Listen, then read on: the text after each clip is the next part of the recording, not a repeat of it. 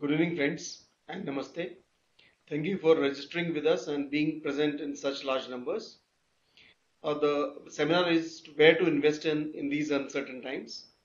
The objective was to tell you a particular sector which is safe in these times, but a lot of other questions have come up.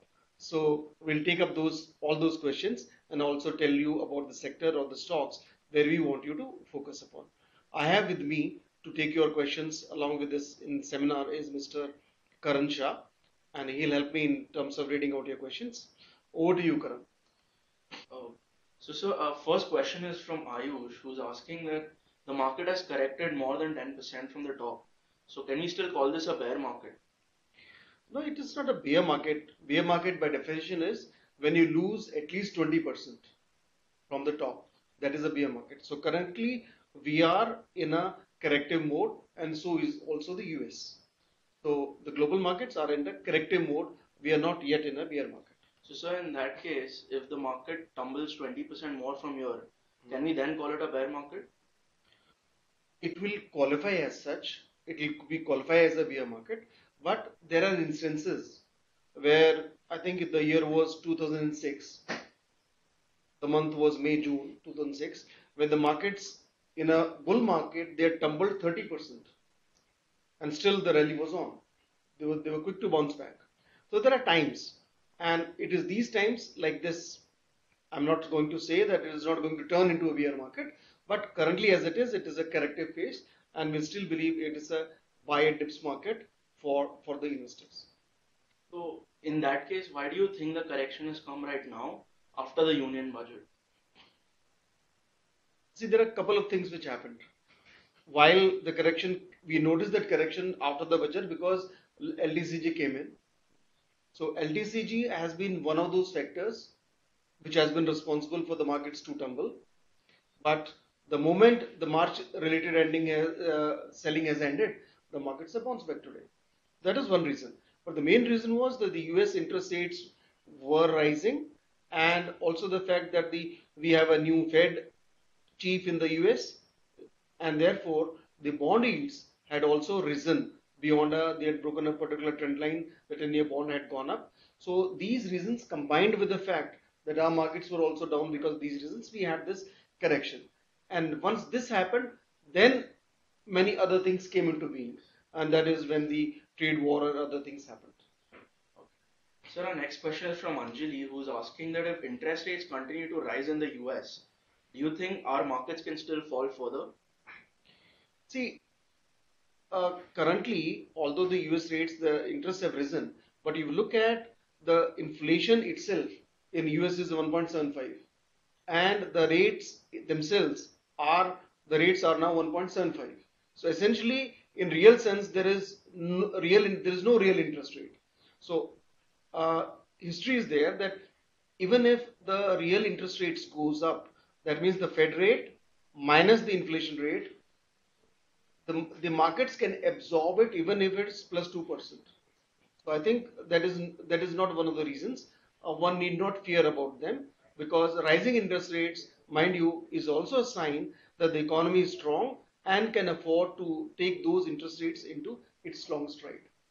So, in that case, when can we confidently say that we are out of this correction mood? Okay. See, currently let's understand our markets. The high that was made was 11,171, and thereafter the market stumbled to around 8,000, sorry, 9,951, but didn't close there. Intraday it was there. So this is just about 11% correction, and the markets thereafter has bounced back, and the markets have made since February of this year. They have 26th Feb was the top when it was made. Since then, the markets have made a lower top and a lower bottom. That process today has ended, in the sense that today it has made a higher top. The earlier top, 10,204 or thereabouts, has been crossed and closed above. That is very important. It is also closed about the 200 moving average. I'm not worried so much about a 200 moving average, but the fact is that a higher close has happened. This puts the market slightly on a bullish mode, but it is still a corrective mode, corrective market. To answer your question very clearly, the next resistance is 10,450 odd, and thereafter 10,650 is the level. If we are able to close above that, then we'll say that market so far was in a corrective mode and the correction has happened, because then it has made still the highest of the highs. Yes. And otherwise, ultimately, then the 11,171 will be the resistance thereafter. But we need to close about 10,651 to say that the markets are now is out of the bear hug. So, sir, a lot of our investors are worried and have asked us about the political developments and their impact on the markets. Okay. More than the political, let's say, results of elections and other things, it is a perception that also matters. Now, let me take you to a scenario, go back to the year 2004. You were in school? Yeah. Yes. Okay. And 10,004 was 10,204 was the year in 2004 was the year in which the NDA was in power. India was shining. So went their campaign, and in the thereafter, markets were hoping that NDA will sweep back to power, but it didn't happen. And we came back with Congress came back with power with the help of the left. Congress per se, market likes it. No issues with the market. But coming with the left support, so markets fell, dear friends, 17% in 2 days. 17% in 2 days. For the next 90 days, the markets recouped their losses, and 1 year from that, after that, the markets had multiplied 2 times. So, political perceptions and political results do matter, but in the longer run, it is the India's demographics, it is the India's growth rate, and the fact that we have several industries where the penetration is very low. Those kind of industries will grow, and therefore India and our markets will continue to do well despite these hiccups in the longer term.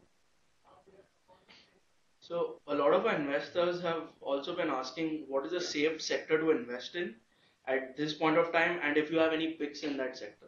Yes, this is the question. This is the major question, and this is something which everybody has this penchant for. So currently, Karan, where would you invest? Which is the safest sector? The safest sector, I believe, is where the growth rate is visible, and the FIs cannot sell it because they're just beginning. It's a nascent sector, and that sector is insurance sector, and in insurance, the life insurance business. It's a fantastic sector to be in. Let me tell you that these companies, whether it's SD, no, we cannot talk about that company, but whether it's ICICI Pru or for that matter, SBI Life. So these companies were not available as a life insurance company earlier. Earlier, ICICI Pru was a part of ICICI Bank, and SBI Life was a part of SBI, and similarly, HDFC Life was a part of HDFC. But these companies have now become separately listed companies. So insurance, those long-term investors who are looking at India are just building it. So the FIs are just 6 months into building their portfolio, and this is a sector which they will, if push comes to a show, then only they'll sell it. The last time. Let me tell you what is in for our investors. This is a sector in which the penetration is very low. For a population of 1,33,000 crores, the number of policies we have is 1.6 crores. For 133 crore population, we have only 1.6 crores of life insurance policies. The penetration is very low. If you look at the same percentage of population in the US, my God, 85. That's the ratio. So long way to go. And more importantly, while LTCG has been put into place, it has made a comeback and is impacting our equity and mutual fund investments. but the ULIPs, which is unit linked insurance plan, has been exempted from LTCG. So this makes ULIP as a better tool in terms of planning of investments because of the better tax structure. So I feel that this sector will now look up. More importantly, that there will be a pull factor also. And further, what I believe is that the taxes which are which is put on a, let's say, insurance premium that you pay is around 18% today. If the 12 and 18%, those there are two slabs, overall I think the number of slabs will come down. If this is merged into 12, then insurance will definitely benefit, because then the availability of insurance will become, more people will be able to afford it because of that six by cost going down by 6%. So that will be great. And further, obviously, the long-term capital, the taxation which this industry enjoys, the capital gain, the uh, corporate tax is 14.3% for this industry as compared to the 30% plus for the rest of us. So I think these are the reasons why this is a sector in which investors need to weigh heavily and increase their allocation to this sector. My sense is the allocation to this sector, because it is really long term, can definitely be more than 10% in each portfolio. So any specific stock picks in the sector? So there are three large companies. We can only cover these two companies, I say Pru and SBI Life. So both the companies are growing at a good pace. The asset base, if you look at, of the asset management these insurance companies, ULIPs, ICICI Pru is the leader, and therefore, and in terms of in terms of, you look at the 61st month persistency, which is the how good the portfolio of the company is in terms of the insurance policies. People who pay for the 61st month, that means they paid for 5 years, which is a very healthy portfolio. That is the highest in case of SBI Life. SBI Life. And to the extent of SBI Life, what another advantage here is, Karan, that these SBI has a branch network of 25,000 branches, and SBI Life has barely managed to tap around 8,000 branches. So there is a good amount of banks, number of branches which they are yet to cover. So considering this fact and also the potential of the Indian population, I think this is a very good long-term play. Obviously, because you want to have a large exposure, you can look at other insurance companies as well. So another query from a lot of our investors is that they're holding a lot of stocks in their portfolio that have been recommended by you and are down right now. So what do they do with these stocks? Yes. Investment is not a one-day game. Investment is a long-term horizon, and we are in the process of revisiting, as some of you have suggested, our investments. If the stock has not done very well for the last 6 or 8 months, we are going to revise those. We are going to next fortnight or so, we'll revisit those recommendations and come back to you whether that call is still open or not, and whether can you move on to better times. So it is important that if you're in too many stocks, if you're invested, I think one needs to reduce the number of stocks. So how to do it and which stocks to exit, that will tell separately on the website.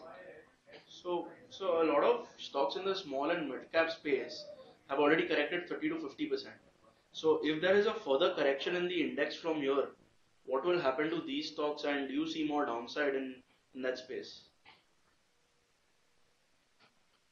See, a stock which has corrected more than 30%, that means it is not a normal correction. So it will be foolhardy to think that the correction there can definitely end. So if it is a investment backed by investment report, you go by the report. If it is a technical call, you should have exited long back, because those stocks are not technical calls always come with a stop loss and a target. So in other case, you'll either make profit, or with a small loss you'll get out. So it is important to have a stop loss in place for all those stocks where probably you missed those technicals, and now ask for a fresh stop loss from your RM. And in case you don't have that, no issues. You can take a 2% lower price than the closing price as of now and treat this as stop loss for all those stocks which are on which there is no fundamental support, but essentially you are holding them because they were earlier recommended as a trading buy. So Kunal is asking how he can protect his investments in this volatility. See, investments can be protected by virtue of buying puts, but mind you, the puts are best, let's say, protected if the fact that only 208 stocks are in the derivatives market. So, by virtue of buying puts, only 200 out of the 4,000 odd stocks can only be protected, which is hardly 5%. So, essentially, if you really want to protect,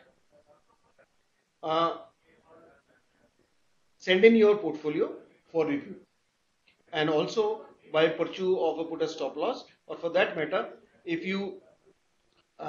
those stocks which have been going down, I think it is also essential to move on to better stocks.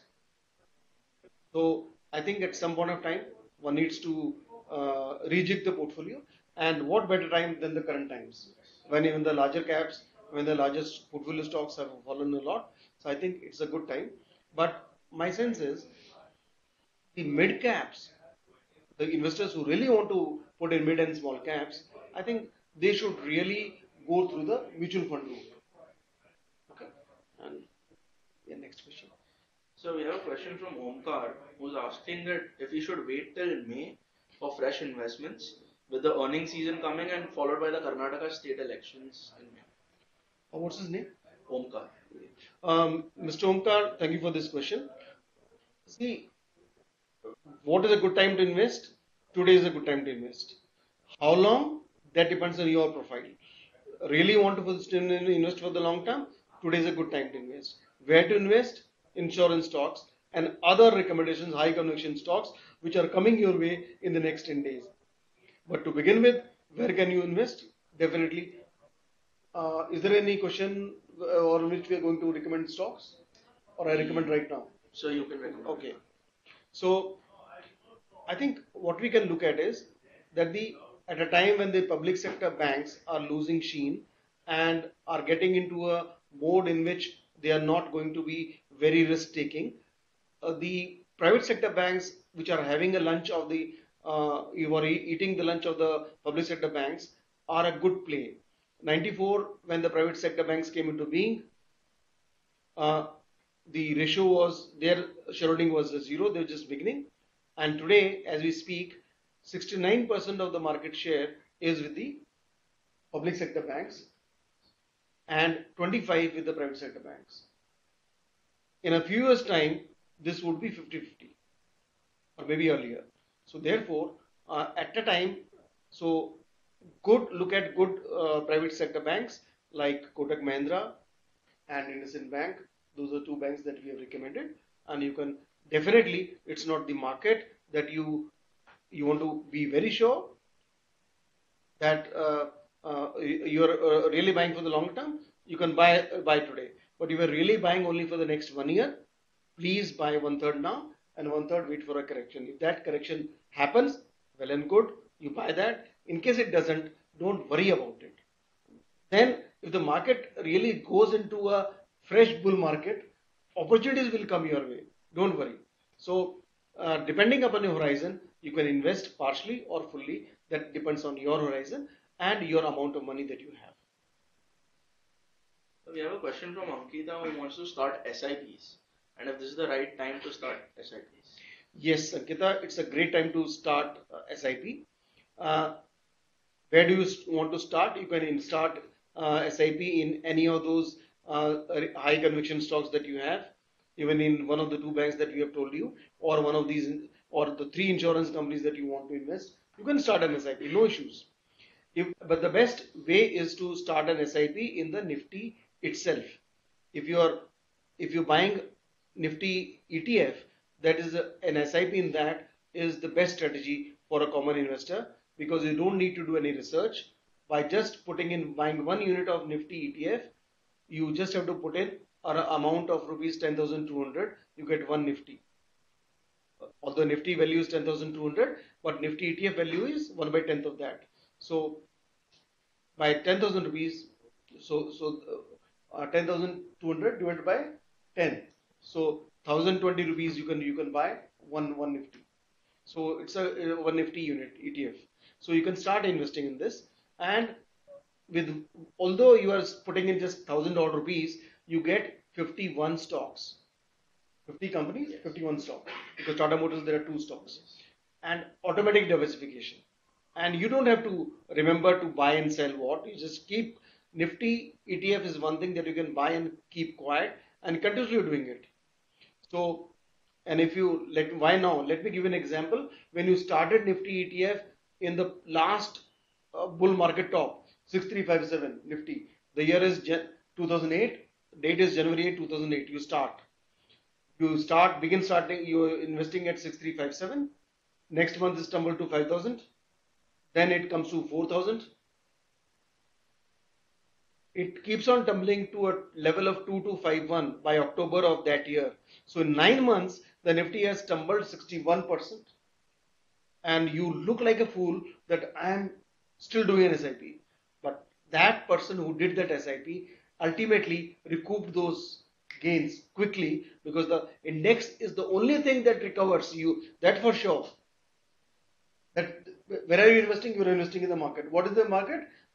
The Nifty and the Sensex. Yes. I'm recommending Nifty ETF essentially because it is more liquid. Nifty B's ETF is the most liquid, and the error is very, very less in terms of tracking the index. So we have a question from Mr. Ravichandran, who wants to know that till now the panic was in the PSUs in the banking space. Now with the rumors floating around the management of some private sector banks, what should one do with stocks in the banking space and how they will affect other sectors in the market, because banking sector is the backbone of the economy. So. See, banking is basically a license to make money. If the GDP grows at X rate, the banking grows at 1.X something. It's faster than the economy. So essentially, only the better managed companies will survive. So at this point of time, you're going to put a stop loss in all those companies that you feel are an issue, or ultimately wait for the prices to come back. But I would suggest that in the banking stocks in banking, then Kotak and IndusInd Bank are better banks. Their NPAs are very less. Their margins are good, and the growth rate is still there. While they still, all of them have a growth rate of these two banks are more than 15% and 26% respectively, Kotak and IndusInd Bank. So definitely they are good picks, and since they are lending to retail, they are relatively safer and therefore have lower NPAs. We have a question from Pooja, who wants to know that with China now imposing sanctions on the US, do we expect the global market and in turn our market to be affected and react to the trade wars? See, essentially what I believe is that this is posturing slightly, and currently it doesn't seem like a trade war exactly. But the fact that when US imposed $50 billion of tariffs on China, China retaliated by just 3 billion tariffs.